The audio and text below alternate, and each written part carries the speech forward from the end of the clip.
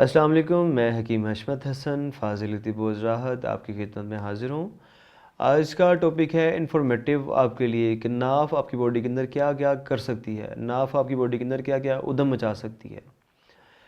کہ simple example یہ ہے کہ جس طرح نافۂ زمیں خانہ کعبہ ہے، کہ خانہ کعبہ کا مرکزی پوائنٹ جو ہے وہ ناف ہے۔ جب نوح علیہ السلام کا بارش کا اور پانی کا عذاب آیا تھا تو سب سے آخر پہ جو جگہ جسے اگر پانی پہنچا تھا وہ خانہ کعبہ تھا۔ خانہ کعبہ والے مقام پہ سب سے آخر پہ پانی پہنچا تھا کیونکہ وہ زمین کا مڈ پوائنٹ ہے۔ اور اسی طرح ہماری باڈی کا مڈ پوائنٹ جو سینٹرل پوائنٹ ہے وہ انسانی ناف ہے۔ جب ناف مس انڈرسٹینڈنگ ہو جائے یا اوپر نیچے ہو جائے، اپنے بیلنس سے اوپر نیچے ہو جائے تو کیا ہوگا؟ لیول خراب ہو جائے گا۔ جب لیول ڈسٹرب ہوگا تو گیس دل کی طرف بھی جائے گی، دماغ کی طرف بھی جائے گی۔ آپ سوئیں گے تو سر کو گیس چڑھے گی، الٹے سیدھے خواب آئیں گے، ڈرونے خواب آئیں گے اور وہ آپ کو پریشان کر دیں گے، نیند میں سکون نہیں رہے گا، سوتے ہوئے بھی بے چینی رہے گی۔ اور ناف سے اس کے علاوہ طبیعت میں کیا کیا مسائل آئیں گے؟ طبیعت میں آنے والے مسائل یہ ہیں کہ آپ موشن کرنے کے لیے واش روم میں جائیں گے تو آپ کی تسلی نہیں ہوگی، تھوڑا سا موشن آئے گا، نہ وہ موشن ہارڈ فارم میں ہوگا نہ وہ پتلا ہوگا، دڑبڑ سا موشن آئے گا جسے بولتے ہیں نیم ٹھوس موشن آئے گا۔ نیم ٹھوس سے بھی کافی حد تک پتلا کنڈیشن جو ہوتی ہے، لیکن بالکل پانی والا موشن جس طرح لگتے ہیں ویسا موشن نہیں ہوگا اس کا۔ اور موشن کرنے کے بعد ابھی بھی دل کرے گا کہ کچھ تھوڑا سا موشن اور آ جائے، لیکن موشن اور نہیں آئے گا۔ پھر کچھ دیر بعد کچھ ٹائم گزرے گا، 15-20 منٹ گزریں گے، پھر دوبارہ تھوڑا سا موشن آئے گا۔ تو انسان ایک دفعہ کھل کے جو ہے نا وہ اپنی حاجت جو رفع حاجت نہیں کر پائے گا کہ اس کی حاجت خود کلیئر ہو گیا، وہ بالکل ہلکا ہو گیا، موشن کرنے کے بعد ریلیکس ہو گیا، یہ چیز اس کی باڈی سے دور ہو جائے گی اور یہ چیز اس کو پریشان کن رکھے گی۔ اور اسی کی وجہ سے اس کو پیشاب کے ساتھ قطرے بھی آنا شروع ہو جاتے ہیں بعض اوقات۔ ریسنٹلی ایک پیشنٹ نے مجھے کال کی کہ مجھے اکثر و بیشتر جو ہے نا میرا معدہ بھی ڈسٹرب رہتا ہے، مجھے موشن لگے رہتے ہیں آئے دن، مجھے یہ ہو رہا ہے، مجھے پیشاب کے قطرے بھی آ رہے ہیں، مجھے پیشاب کے قطرے بھی آ رہے ہیں، مجھے منی کے قطرے بھی آ رہے ہیں، مجھے یہ بھی ہو رہا ہے، مجھے وہ بھی ہو رہا ہے، میں خود کو ویک فیل کرتا ہوں، میرے ہاتھ پاؤں کانپتے ہیں۔ تو میں نے اس کو ریفر کیا کہ سب سے پہلے تو بھائی جان اپنی ناف ملوائیں، ناف کسی سے ملوا لیں، اگر نہیں ملوا سکتے تو مجھے بتائیں، میں آپ کو ناف ملنے کا طریقہ بتا دیتا ہوں۔ تو وہ اس کو بتایا اور اللہ پاک کا شکر ہے انشاءاللہ وہ جلد سے جاب ہو جائے گا۔ ابھی چند دن 2-4 دن پہلے اس سے میری بات ہوئی۔ تو یہ ہے کہ اللہ پاک کے کرم سے انسان کی جب ناف ڈسٹرب ہوتی ہے تو وہ اس کے سارے معاملات ڈسٹرب ہو جاتے ہیں، گڑبڑ ہو جاتے ہیں، اور اس کی وجہ سے اس کی ٹانگوں میں درد رہے گی، اس کی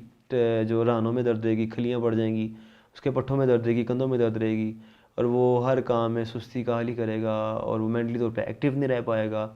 اور کوئی بھی فیصلہ کرنے میں وہ ششپنج کا شکار رہے گا۔ تو یہ ہے کہ اس کے حل کے لیے سب سے خاص چیز یہ ہے کہ روٹین رکھیں، ڈیلی بیس پہ اپنی ناف کو تیل لگائیں، اور تیل لگانے کے بعد اس کو کوشش کریں اپنی پنڈلیوں کو تیل لگائیں اور کان کے پیچھے تیل لگائیں، پوری باڈی کو تیل کی مساج کریں۔ یہ آپ کی باڈی کو نرم رکھے گا۔ اور ناف پڑنے کے پیچھے سب سے بڑی وجہ آپ کی باڈی کے اندر ہونے والی خشکی ہے۔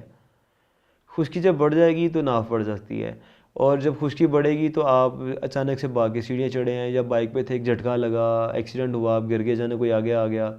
اچانک سے بریک لگائی، تو جو جھٹکا آپ کی باڈی کو ملے گا وہ آپ جھٹکا آپ کی باڈی کے ناف کو اپسیٹ کر دے گا، اس کی وجہ سے یہ مسائل سٹارٹ ہو جائیں گے۔ تو یہ تب تک کلیئر نہیں ہوں گے جب تک آپ اپنی ناف کو اپنے مقام پر دوبارہ بیلنس نہیں کریں گے۔ اس کے سمپل اگزامپل یہ ہے کہ اس کو چیک کرنا ہو تو کس طرح آپ چیک کر سکتے ہیں؟ آپ زمین پہ کھڑے ہو جائیں، اپنے دونوں پیروں کے انگوٹھے جوڑ لیں اور اس طرح نکال کے دونوں ہاتھ کو باہر نکالیں اور میچ کریں۔ آپ کی یہ انگلیاں جو کٹس ہیں اگر میچ کریں تو اس کا مطلب ہے کہ ناف آپ کی نہیں ہے، اور اگر یہ انگلیوں کے پوڑے کے اندر جو سوراخ ہیں اور یہ جو ہاتھ کی ہتھیلی ہے اگر اس میں مسنگ آگے پیچھے ہوگی، مطلب اس کا مطلب یہ ہے کہ آپ کا لیول ڈسٹرب ہے، اور لیول ڈسٹرب تو بھی ہوتا ہے جب آپ کی ناف ڈسٹرب ہوتی ہے۔ اس کو مینٹین کریں، اور اس کے حل کے لیے سب سے خاص عمل ہے کہ صبح اٹھ کے خالی پیٹ کوشش کریں رکوع کی حالت میں جا کے اپنے پیروں کے انگوٹھوں کو ہاتھوں کے انگوٹھوں سے ٹچ کیا جائے۔ جب ناف ہوگی تو آپ ٹچ نہیں کر پائیں گے، لیکن آہستہ آہستہ آہستہ جب آپ روٹین ویز کریں گے تو آپ کو ہی سارے معاملات کلیئر ہونا شروع ہو جائیں گے، جو کہ ناف سے جو کھچاؤ ہے، جو کمر میں درد آ رہی ہے، جو پنڈلیوں میں درد ہے، جو ران میں درد ہے، جو پٹھوں میں درد ہے، جو گردن کے پٹھوں میں درد آ رہی ہے، سب کلیئر ہو جائیں گے۔ اور اس کے لیے سب سے خاص عمل جو کہ میرے بزرگ، جو کہ میں خود کرتا ہوں، اپنے لیے استعمال کرتا ہوں، اوروں کو اس کی دعوت بھی دیتا ہوں، کہ اول و آخر 3 دفعہ درود پاک پڑھ کے درود ابراہیم پڑھ لیں یا صلوات پڑھ لیں، اللہم صلی علی محمد و آل محمد پڑھ سکتے ہیں، یا مکمل درود ابراہیم 3 دفعہ پڑھ کے 111 دفعہ یا سلامہ پڑھنا ہے، اور رائٹ ہینڈ میں اپنی جو مڈل فنگر ہے اس کو اتنا دبانا ہے کہ جتنا اندر لے کے جا سکے، ناف کو دبا کے پھر دوسرے ہاتھ سے 111 دفعہ اول آخر 3 دفعہ درود پاک پڑھ کے ناف کے اوپر پھونک ماریں۔ انشاءاللہ جلد سے حجاب ہوں گے اللہ پاک کے نام کے صدقے سے، توسل سے۔ اپنے میزبان حکیم حشمت حسن کو دیں اجازت۔ والسلام علیکم ورحمۃ اللہ وبرکاتہ۔